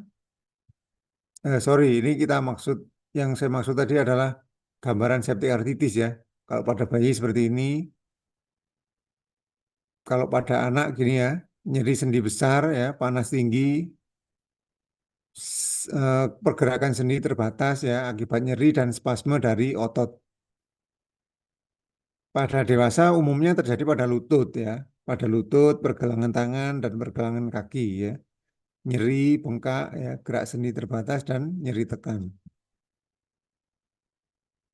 Nah, pemeriksaan penunjangnya sama dengan osteomielitis yang akut maupun yang kronis ya. Leukosit meningkat, LED meningkat ya, kultur darah bisa didapatkan mungkin bisa didapatkan yang positif karena belum tentu penyebarannya melalui darah. Nah, radiologi didapatkan pembengkakan jaringan lunak di sekitar sendi ya, pelebaran dari ruang sendi. Kenapa? Karena adanya efusi cairan sendi yang berlebihan sehingga ruang sendinya akan melebar sehingga terjadi pada saat di foto rongsen akan tampak seolah-olah pelebaran ruang sendi ya, destruksi tulang kalau sudah lebih parah lagi. Nah, diagnosis bandingnya adalah yang pertama osteomielitis akut ya, yang kedua sinovitis traumatik ya. Sinovitis karena proses trauma atau karena adanya hemartrosis. Hemartrosis adalah perdarahan ya, bisa karena trauma ya, perdarahan di dalam sendi sehingga menyebabkan iritasi atau inflamasi pada jaringan sinovial atau sinovitis. Ada yang namanya transient sinovitis ya, sinovitis yang sifatnya hanya sementara, biasanya karena sistem imun ya kalau transient sinovitis atau pada hemartrosis karena pada pasien-pasien yang hemofili, gangguan perdarahan ya. Hemofili ini gangguan pembekuan darah seringkali memberikan gambaran adanya hemartrosis pada sendi ya, terutama sendi lutut biasanya. Kemudian adanya demam rema ya. Adanya juga gout arthritis atau asam urat ya. Ini beberapa diagnosis banding eh, yang mirip dengan gambaran pada septic arthritis. Nah, pengobatannya adalah yang pertama dengan terapi suportif, memberikan anti nyeri ya, pemberian cairan intravena, kemudian dilakukan pemasangan bidai sama dengan yang osteomielitis tadi ya, untuk mengistirahatkan, kemudian diberikan antibiotik dengan spektrum luas sambil menunggu hasil perkembangbiakan kuman atau kultur ya. Dan juga dilakukan tindakan pembedahan ini ya, drainase. Ini sebisa mungkin sedini mungkin pada saat sudah didiagnosis sebagai septic arthritis, kita lakukan drainase sendi karena mencegah terjadinya kerusakan yang lebih lanjut terhadap tulang rawan sendi. Ya. Nah, bagaimana komplikasi dari septic arthritis? Komplikasi berupa komplikasi yang awal ya, komplikasi dini, bisa terjadi kematian karena sepsis ya. Bisa terjadi kerusakan tulang rawan sendi ya, bisa terjadi dislokasi sendi karena adanya efusi cairan sendi tadi ya, terus sehingga seolah-olah sendinya akan melebar sehingga sendi tidak stabil, maka bisa terjadi dislokasi sendi. Kemudian bisa terjadi nekrosis pada epifisis. Nah, ini komplikasi pada eh, tulangnya. Kemudian komplikasi lanjutnya bisa terjadi degenerasi sendi, bisa terjadi osteoartritis ya, degenerasi. Kemudian kalau terjadi dislokasi bisa menetap ya, dislokasi yang menetap, bisa terjadi ankylosing yang tadi kaku karena tulangnya sudah menempel antara tulang yang satu dengan tulang yang lain. Terus kemudian bisa juga terjadi gangguan pertumbuhan karena lempeng pertumbuhannya itu biasanya dekat dengan sendi, dia akan terganggu ya, lempeng pertumbuhannya. Nah, kita beralih ke infeksi bakteri yang granulomatus atau non-piogenik atau spesifik ya, infeksi yang spesifik. Ini kita membahasnya cuma satu aja ya, tuberkulosis ya, yang lain tidak terlalu kita bahas. Secara umum, infeksi granulomatosa adalah infeksi kronis, terutama disebabkan oleh ini yang paling sering ya, tuberkulosa, Mycobacterium tuberculosa ya, meskipun sifilis ya, brucella, jamur ini juga bisa menyebabkan infeksi yang granulomatus. Nah, peradangan berupa peradangan yang kronis ya, didominasi oleh sel-sel eksudat dengan karakteristik adanya reaksi sel-sel histiosit dan sel-sel epiteloid pada jaringan setempat yang membentuk sel lesi granuler ya, granul-granul ya, dengan ukuran 1 sampai 2 mm ya. Ini yang disebut dengan infeksi granulomatus ya. Dia tidak berupa nanah ya, tidak berupa pus, tapi berupa lesi yang granuler seperti granul-granul dengan ukuran 1 sampai 2 mm. Pengkejuan, nah istilahnya pengkejuan ya. Nah, bagaimana dengan infeksi tuberkulosa? Faktor predisposisi yang jelas adalah nutrisi ya. Pada anak-anak dengan nutrisi yang buruk, sehingga sistem imunnya akan menurun, gampang terjadi infeksi dari tuberkulosa ya. Sanitasi juga gitu ya. Sanitasi ruangan ya, rumah, kamarnya ya. Nah, yang sering adalah pada ras Asia, Meksiko, Indian, dan Negroid ya. Ini sering terjadi sampai sekarang masih insidensinya masih tinggi ya, terutama di Asia. Trauma pada tulang dapat merupakan lokus minoris untuk masuknya kuman TBC ya. Dan umur insiden yang paling sering adalah antara 2 sampai 10 tahun ya. Pada masa-masa pubertas dan kehamilan ini biasanya karena imunitas yang rendah, dia akan dapat mengaktifkan tuberkulosis ya. Tuberkulosis ini bisa bertahan sampai bertahun-tahun ya di dalam tubuh. Misalnya dulu pernah terinfeksi tuberkulosis, misalnya tuberkulosis paru ya. Meskipun sudah bertahun-tahun, biasanya masih ditemukan adanya bakteri tuberkulosis di dalam tubuh, sehingga kalau suatu saat sistem imunnya menurun, dia akan aktif kembali sehingga bisa menyebabkan infeksi lagi. Nah, patologi dari infeksi tuberkulosa ini pada awalnya berupa kompleks primer ya.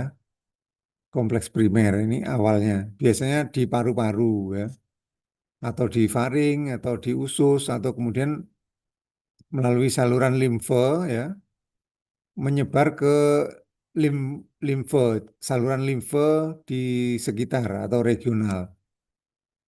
Nah, kalau sudah seperti ini ya, sudah sampai ke limfonodi regional, ini biasanya disebut dengan kompleks primer ya.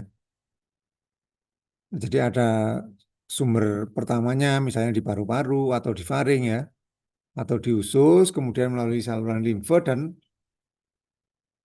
tersimpan di dalam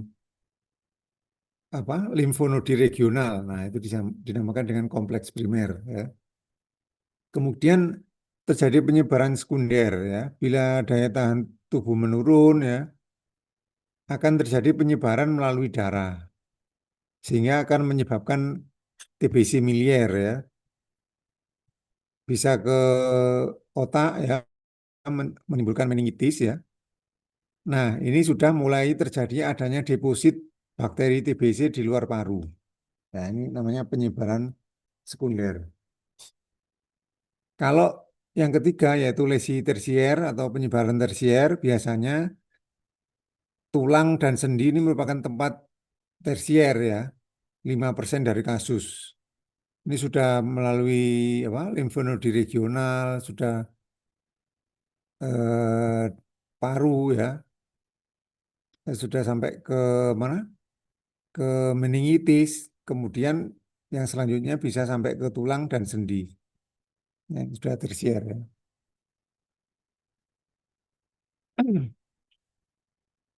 Nah, dari kasus tulang yang paling sering adalah spondilitis tuberkulosa ya. Dari semua kasus tulang yang terinfeksi oleh tuberkulosa, yang paling sering adalah spondilitis tuberkulosa, yaitu infeksi tuberkulosa pada tulang belakang ya.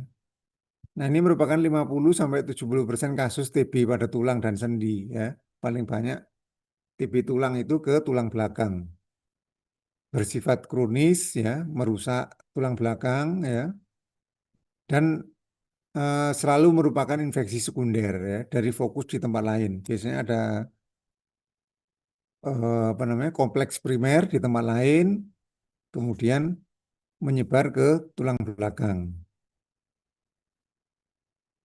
Nah, ini secara sejarahnya ada namanya ilmuwan dari Perancis ya, kalau nggak salah, namanya Sir Percival Pot tahun 1793 ini menemukan adanya hubungan TBC tulang belakang dengan adanya deformitas tulang belakang, ya, namanya Potts disease. Ya, kalau nanti kita lihat gambarnya bagaimana, ini ciri khasnya ya, adanya namanya gibus ya, gibus itu deformitas pada tulang belakang ya, seperti orang bungkuk, tetapi dia lancip ya, bungkuknya itu lancip, namanya gibus, itu namanya Potts disease ya. Kita bahas dulu nih etiologinya, yaitu eh, ada yang namanya Mycobacterium tuberculosa tipik ya, tipikal ya. Ini penyebab 90 sampai 95%. Jadi yang paling banyak adalah tipikal, sedangkan yang Mycobacterium TBC yang atipik 5 sampai 10% ya. Ada tipe human dan tipe bovine ya. Yang paling sering adalah tipe human. Nah, seringkali spondilitis TB ini mengenai terutama pada vertebra torakal bawah ya. Vertebra torakal 11, ya 10, 12 sampai ke di bawahnya lagi atau vertebra lumbal ya. Nah, ini diduga eh, dari traktus urinarius ya melalui plexus Batson ya. Plexus Batson ini adalah vena paravertebralis. Diduga merupakan penyebaran dari traktus urinarius ya dari bawah ke atas. Nah, bagaimana patofisiologinya dari spondilitis tuberkulosis? Ada 5 stadium. Yang pertama adalah stadium implantasi atau penempelan pertama ya. Yang kedua adalah stadium destruksi awal. Yang ketiga adalah stadium destruksi lanjut. Kemudian menjadi stadium gangguan neurologis, sudah terjadi gangguan saraf. Yang kelima adalah stadium deformitas residual atau sisa deformitas yang sudah menetap ya, tidak bisa di eh, apa, deformitasnya tidak bisa dikembalikan lagi. Yang pertama adalah stadium implantasi atau penempelan bakteri pertama kali ya, setelah bakteri masuk tulang ya, bila daya tahan tubuh menurun, bakteri akan berduplikasi membentuk koloni dalam waktu 6 sampai 8 minggu. Ini stadium implantasi.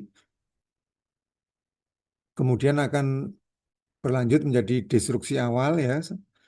Terjadi destruksi pada korpus vertebra ya, yang diserang pertama kali adalah korpus vertebranya ya karena aliran darah di korpus vertebranya banyak ya. Korpus vertebra ini berupa tulang cancellous ya, dia banyak rongga-rongganya dan aliran darah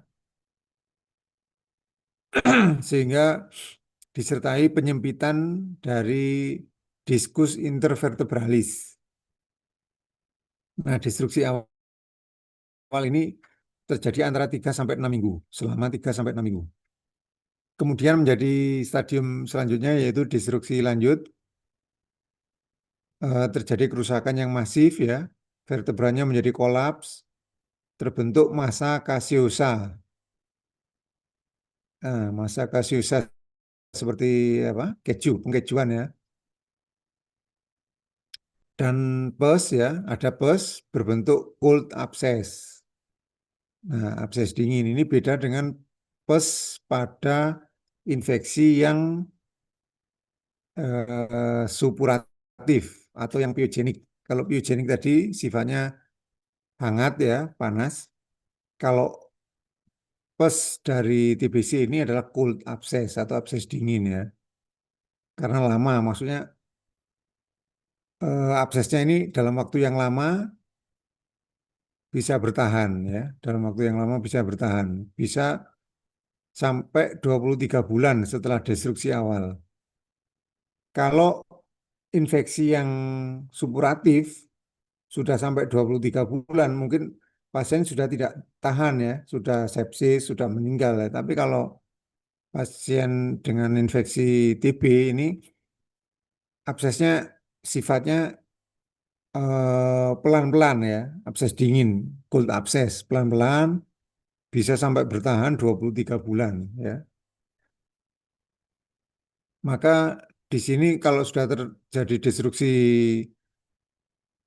yang lanjut dari korpus vertebra, maka terbentuk gibus. Nanti kita lihat foto langsungnya. Kemudian stadium yang selanjutnya adalah terjadi gangguan dari neurologis karena di eh, sekitar vertebra atau di dalam vertebra itu adalah kanalis spinalis ya. Jika terjadi penekanan oleh abses, maka terjadi gangguan neurologis. Ya, tekanannya bisa karena absesnya, bisa karena destruksi dari tulangnya. Ya. Dan lebih mudah terjadi pada vertebra thoracalis ya, karena kanalis spinalis di vertebra thoracal lebih sempit ya dibandingkan di vertebra lumbal. Kemudian stadium yang kelima atau stadium lanjut adalah terjadi deformitas yang menetap ya, terjadi kifosis ya, gibus yang bersifat permanen. Sudah sulit untuk dilakukan tindakan eh, untuk mengembalikan ya ke posisi yang semula. Nah, ini gambaran klinis. Biasanya pasien lemah ya, merasakan lemah, lesu, kurang nafsu makan ya. Kemudian berat badan menurun. Ini adalah ciri-ciri khas dari infeksi tuberkulosa ya. Suhu subfebril, dia tidak panas, terutama malam hari. Jadi sering berkeringat dingin pada malam hari ya.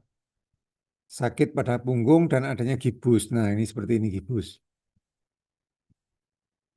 Nah, ini gambaran gibus ya, seperti kiposis, tetapi dia lancip karena terjadi kerusakannya seperti ini. Kerusakan vertebranya seperti ini ya. Kalau pada anak-anak sering menangis pada waktu malam atau night night cries ya. Pada waktu malam dia kesakitan, sering menangis ya. Terus adanya abses paravertebral. Kalau abses paravertebral biasanya di sini bisa teraba ya. Di kanan kirinya dari vertebra dia akan teraba seperti abses. Kalau diraba ditekan undulasi seperti ada cairan di dalam. Ya, bisa sampai ke inguinal inguinal ya, kalau turun sampai ke inguinal ya, kalau di atas sampai ke servikal ya, dari servikal bisa sampai ke pantat bokong ya. Itu penyebaran dari nanahnya. Ingat nanahnya bukan nanah seperti pada infeksi yang apa supuratif tadi ya. Ini adalah cold abscess. Meskipun bentuknya seperti nanah, tapi bukan seperti nanah yang pada infeksi yang supuratif ya. Namanya cold abscess. Nah, kadang kalau sudah parah, sudah terjadi paraparese atau paraplegi ya. Paraparese dia masih ada motorik, mungkin ada dua atau tiga. Sedangkan kalau paraplegi sudah tidak ada motorik sama sekali. Nah, pemeriksaan laboratoriumnya LED meningkat ya. Ada pemeriksaan tambahan yang spesifik namanya mantuk tes untuk spesifik untuk TBC ya.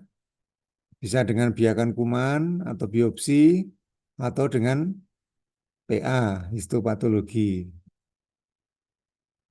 Pemeriksaan radiologis penunjangnya bisa dilakukan tindakan untuk foto X-ray torak ya, torak X-ray untuk melihat apakah sumbernya berasal dari paru-paru. Kemudian dilakukan foto X-ray vertebra ya, didapatkan osteoporosis ya, osteolitik, adanya destruksi korpus ya, penyempitan dari diskus intervertebralis, adanya massa abses ini bisa kelihatan ya di foto polos, biasanya di para vertebra, di kanan kirinya dari vertebra, terus ada gambaran kifosis ya, kalau sudah terjadi destruksi. Nah, yang lebih canggih bisa dilakukan dengan myelografi ya, atau CT scan, dan yang paling sering kita lakukan adalah MRI. Ini yang paling standar untuk melihat baik kerusakan di tulang maupun di soft tissue-nya sampai ke sarafnya bisa. Nah, bagaimana diagnosisnya? Dengan dari anamnesis ya, dari pemeriksaan klinis dan dari neurologis, maka kita bisa mengarah mencurigai terjadinya TBC pada tulang belakang atau spondilitis tuberkulosa atau kita singkatnya spondilitis TB ya. Jadi apa? eh, Seringnya kita ucapkan dengan spondilitis TB gitu ya di praktisnya di klinis. Perlu pemeriksaan foto tulang ya, foto rongsen vertebra apilateral ya, foto polos torak, PA, mantuk tes, biarkan sputum dan absesnya. Nah, bagaimana pengobatan? Terapi konservatif ya, bed rest, pasien diistirahatkan ya, memperbaiki kondisi ya, memperbaiki gizinya ya. Kemudian dilakukan pemasangan brace. Ini alat bantu untuk di tulang belakangnya ya, brace. Kemudian pemberian oral anti tuberkulosa ya. Ini mungkin sudah sering dibahas di mana di bagian anak sama bagian paru-paru ya, penyakit dalam dengan menggunakan kombinasi beberapa obat. Obatnya adalah isoniazid ya, etambutol, rifampicin dan pirazinamid. Dengan dosisnya masing-masing ini nanti dipelajari ya harusnya dihafal ya, harusnya dihafal.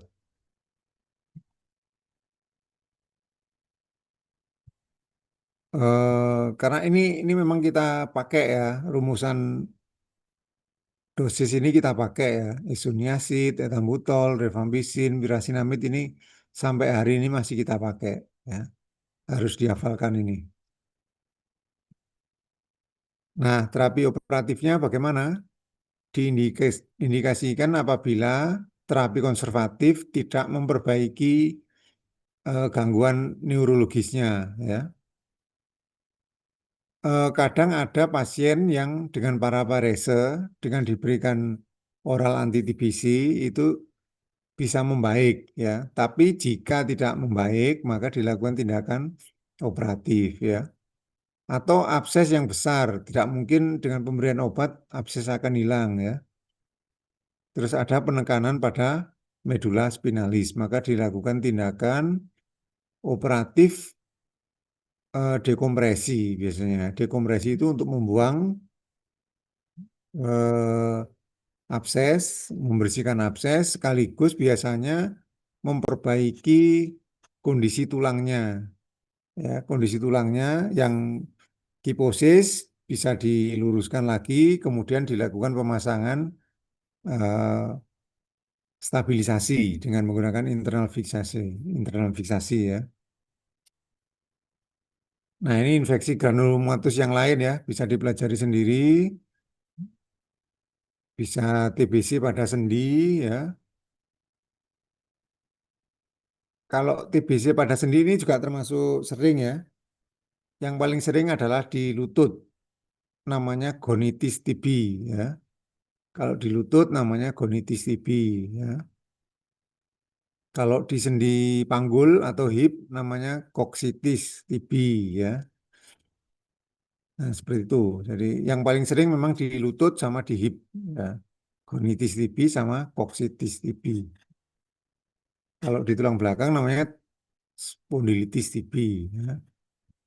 Atau penyakit yang lain. Nah, ini bisa dipelajari sendiri ya. Kita tidak pelajari di sini karena ini sudah jarang kondisi seperti ini. Oke, yang tadi kita bahas adalah infeksi. Nah, ini ada tambahan materi mengenai inflamasi yang bukan infeksi ya. Hanya satu aja kasusnya, yaitu Achilles tendinitis atau tendinitis Achilles ya. Kita tahu Achilles itu tendon di mana? Di pergelangan kaki ya. Tendon yang paling besar di tubuh manusia adalah Achilles di belakang dari ankle. Kalau kita raba yang yang tegang di belakang, yang keras itu adalah tendon Achilles. Nah, etiologinya tendinitis Achilles adalah karena inflamasi dari tendon Achilles sehingga terjadi penekanan yang berulang-ulang pada daerah belakang tumit ya. Misalnya sepatu yang terlalu ketat di bagian belakang ya, di belakang di bagian belakang ankle atau tumit lama-lama akan terjadi inflamasi pada tendon Achilles. Nah, biasanya ada bursitis di situ ya, bursitis subasiles yang bersama-sama dengan rheumatoid arthritis atau inflamasi non-spesifik yang lain ya. Bursitis ini adalah inflamasi pada bursa ya, bursa. Bursa itu jaringan lunak yang bisa berada di sekitar sendi atau kalau di Achilles ini berasa di bagian dalamnya ya, di bagian dalamnya dari tendon Achilles. Ada bursa ya, bursa subasiles. Nah, gambaran klinisnya seperti ini. Kalau ada pasien yang mengeluh nyeri di tumit ya, bengkak seperti ini sudah merupakan gambaran yang khas untuk Achilles tendinitis atau tendinitis Achilles ya. Ini bengkak diinsersi pada os calcaneus ya. Tendon Achilles ini ya berinsersi ke os calcaneus. Ini os calcaneus ya. Fungsinya adalah untuk plantar fleksi dari ini kaki ya. Dan nyeri bertambah bila pergelangan kaki dalam posisi dorsofleksi ya. Kalau pemeriksa atau dokternya melakukan pemeriksaan dorsofleksi secara pasif, maka akan nyeri di daerah sini ya, di pergelangan kaki sini. Dapat pula timbul ketegangan pada tendon Achilles. Nah, ini tendon Achillesnya ini di belakang menjadi tegang ya. Pemeriksaan radiologis biasanya akan muncul seperti ini, kalsifikasi pada tendon Achilles. Kalau kita lihat ini asiles ya, yang berwarna agak gelap ini, kalau dilihat ini adalah tendon asiles ya. Dia berinsersi di calcaneus di sini. Nah, ini ciri khas dari Achilles tendinitis, munculnya kalsifikasi seperti ini. Nah, bagaimana pengobatannya pada fase akut? Dilakukan pengistirahatan ya kaki, pergerakan kaki dibatasi ya, untuk jalan-jalan juga dibatasi ya. Bisa pemakaian sepatu hak tinggi atau high heel ya. Ini untuk membantu mengistirahatkan kaki ya, karena mengistirahatkan tendon Achilles ya, karena fungsi tendon Achilles kan untuk pelantar fleksi ya, untuk jinjit ya. Tetapi dengan pemakaian sepatu hak tinggi, dia akan membantu tendon Achilles untuk istirahat. Pemberian obat-obat analgetik ya, antiinflamasi, kemudian bisa dengan fisioterapi ya, dengan penghangatan dan USG ya. Nah, bisa juga dengan injeksi lokal kortikosteroid. Ya, oke. Jadi Achilles tendinitis ini materi tambahan ya. Inflamasi yang non infeksi, salah satunya adalah Achilles tendinitis ya, yang perlu diketahui. Nah, referensinya ini ya, saya ya, pakai buku ini Pengantar Ilmu Bedah Ortopedi. Ini harus punya ya mungkin ya. Nanti ketebalannya mungkin sekitar 4 sampai 5 cm. Ini bahasa Indonesia, karangan dari Prof. Khairuddin Rasad dari Makassar. Ini bagus ya, lengkap untuk kasus-kasus muskuloskeletal, baik mulai dari kongenital ya, infeksi, inflamasi, trauma ya, tumor dan lain-lain. Lengkap kalau bisa apa? Dibeli bukunya ya. Pengantar Ilmu Bedah Ortopedi. Kalau yang bahasa Inggris ini, kalau ini lebih mahal ya, karangan dari Robert Bruce Salter, Textbook of Disorder and Injury of Musculoskeletal ya. Ini juga sama ya, lengkap mulai dari penyakit kongenital ya, infeksi, trauma, neoplasma, semuanya ada. Oke, saya kira itu kuliah malam ini ya. Masih ada waktu sedikit, mungkin ada yang ditanyakan, silakan. Izin bertanya, dokter. Silakan. Yang tadi osteomyelitis karena fraktur terbuka itu kan terapinya ada di DP demam luka. Terus lukanya itu kan dibiarkan terbuka supaya sisa lukanya itu, sisa anunya itu bisa keluar. Nah, Mm-mm. itu apa tidak meningkatkan infeksi dari yang lainnya gitu, dokter? Infeksi yang lainnya maksudnya gimana? Ya, saya paham ini apa pertanyaannya ya. Nah, ini pertanyaan bagus ya. Jadi yang dimaksud terbuka itu adalah lukanya ya, luka di kulitnya, tidak dijahit rapat.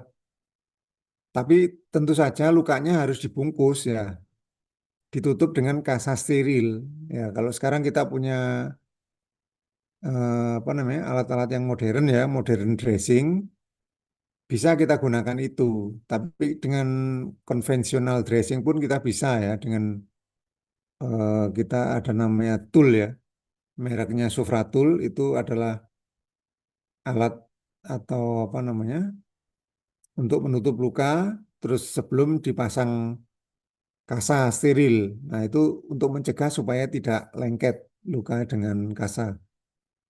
Nah, otomatis lukanya harus ditutup ya, supaya tidak terkontaminasi atau terhubung dengan dunia luar atau udara luar untuk mencegah infeksi selanjutnya. Ya.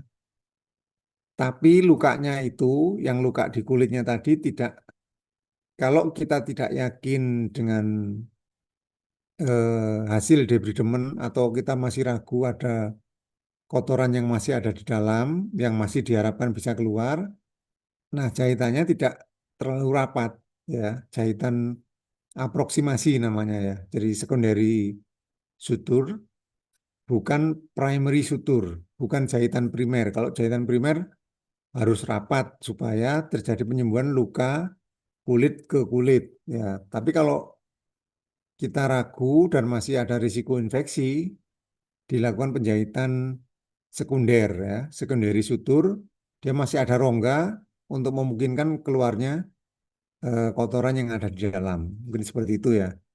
Tapi lukanya tertutup ya. Bayangannya jangan lukanya terbuka, bukan ya. Lukanya tetap ditutup dengan dressing atau kasa steril ya. Mungkin begitu ya yang dimaksud. Nah, iya dokter. Terima Oke. kasih dokter. Ya, ada lagi?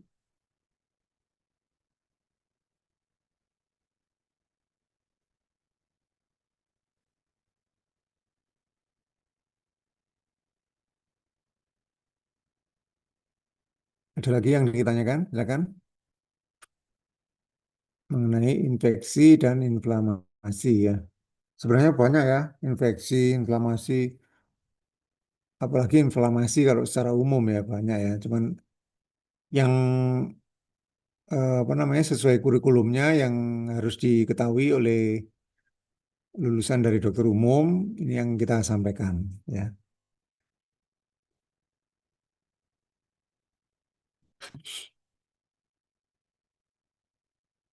Sekali lagi bukunya ini ya, nanti kalau saya nggak tahu ini e-booknya sudah ada apa belum ya, yang ini. Ini sudah lama, ini edisi lama. Mungkin yang terbaru sampulnya beda lagi, cuman secara umum sama ya, pengantar ilmu bedah ortopedi seperti ini. Ini almarhum Prof. Khairuddin Asad. Ini bagus ini. Isinya padat tapi lengkap ya. Singkat-singkat tapi lengkap.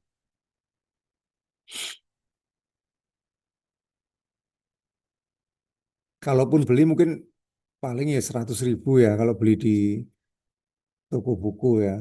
Online pun ada kalau seperti ini.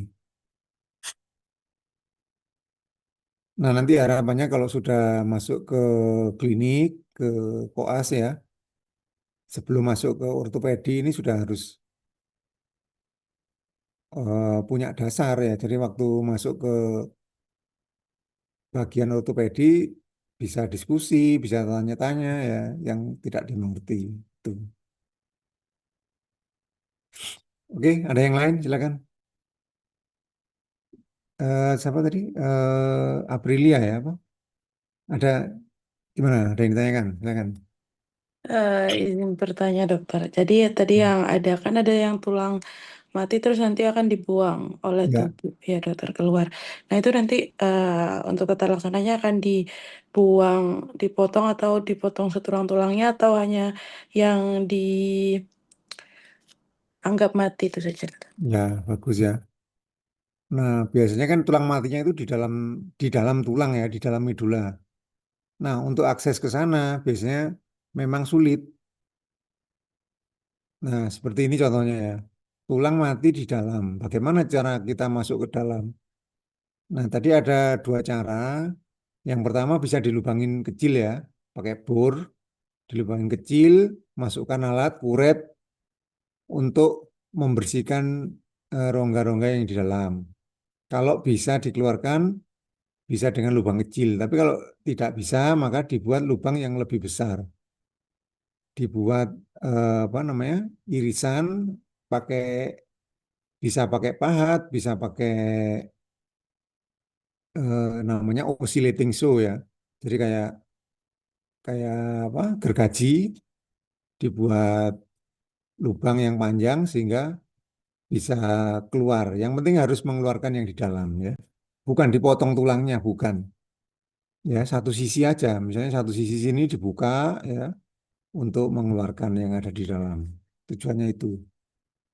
Bisa untuk drainase yang tadi juga ya, untuk memasukkan drainase. Nah, bisa untuk memasukkan alat yang ini juga ya. Dilubangin kan, dilubangin untuk mengeluarkan untuk drainase, untuk mengeluarkan membersihkan sisa-sisa nanah yang ada di dalam ya. Oke, bagus.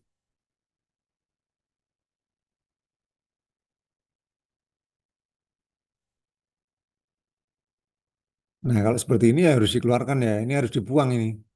Ini namanya sudah sequester ya. Infected dead bone. Sudah tidak berguna, harus dibuang.